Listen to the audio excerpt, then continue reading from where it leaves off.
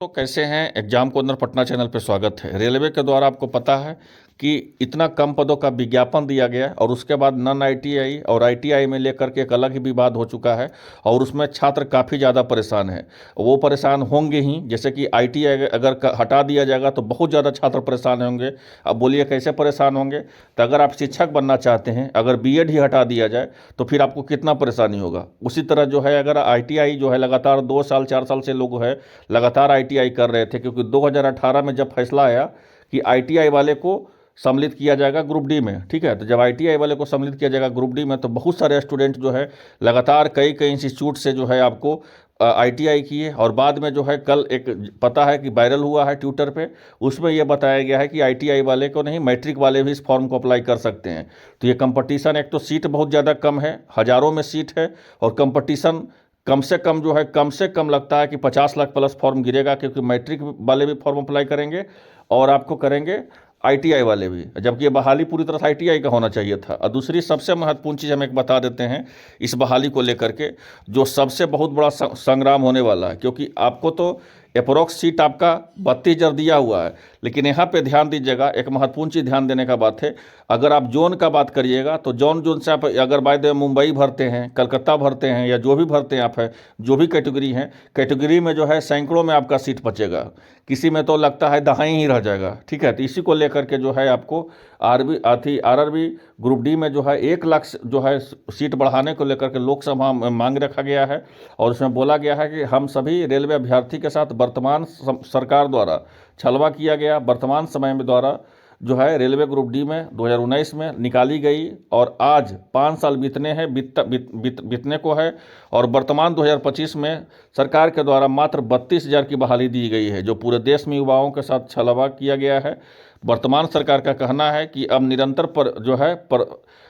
प्रत्येक साल रेल के बहाली आने चाहिए, और 5 साल में युवाओं को छलावे में जो रखा गया है उसका क्या। तो ये जो है पप्पू यादव जो सांसद हैं उनके द्वारा ये मांग किया गया है कि रेलवे में कम से कम जो है 1 लाख बहाली होना चाहिए। तो ये जो है एक अच्छा पहल है। और सबसे महत्वपूर्ण चीज़ है कि रेलवे को जो है शैक्षणिक अर्हता को अभी भी तुरंत बदलाव करना चाहिए। एक तो बहाली कम दिए हैं, 32,000 30,000 सीट दिए हैं, और उसके बाद आईटीआई और नॉन आईटीआई वाले फॉर्म अप्लाई करेंगे तो लगभग 50 लाख प्लस फॉर्म इसमें गिरेंगे, ठीक है। अब जो है उसके बाद कंपटीशन जौन सा जाकर, अगर Mumbai zone, Calcutta zone, Patna zone, अगर कोई भी जोन आप भरिएगा तो आपका सैकड़ा में, हज़ार में तो भूल ही जाइए, 1000 में कहीं बहाली होगा। आपका कैटेगरी में जो है दहाई में आपका सीट जाएगा, मतलब 30 सीट, 50 सीट, 60 सीट में आपको कंपटीशन करना पड़ेगा, 80 सीट, 100 सीट में आपको जो है कंपटीशन देना पड़ेगा, जो कंपटीशन के लिहाज से जो है बहुत ही कम होगा। मतलब बहुत ही कह सकते हैं कि मोस्ट इंटेलिजेंट को ही यहाँ पे सिलेक्शन हो पाएगा, जिस तरह से पदों का संख्या जिस तरह से घटा दिया गया है।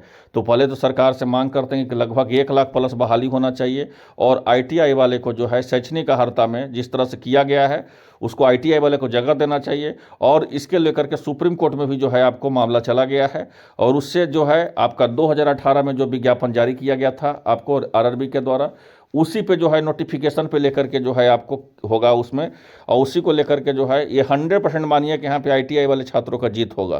क्योंकि ऑलरेडी जो है 2018 में जो नोटिफिकेशन और 2018 में जो नोटिस निकाली थी उसमें आरआरबी जो है कहीं ना कहीं वो पूरी तरह से क्लियर कर दी है कि हम अब जो भी बहाली लेंगे ग्रुप डी का, वो हम आईटीआई पे लेंगे, ना कि इंटर लेवल पे लेंगे, मैट्रिक लेवल पे लेंगे।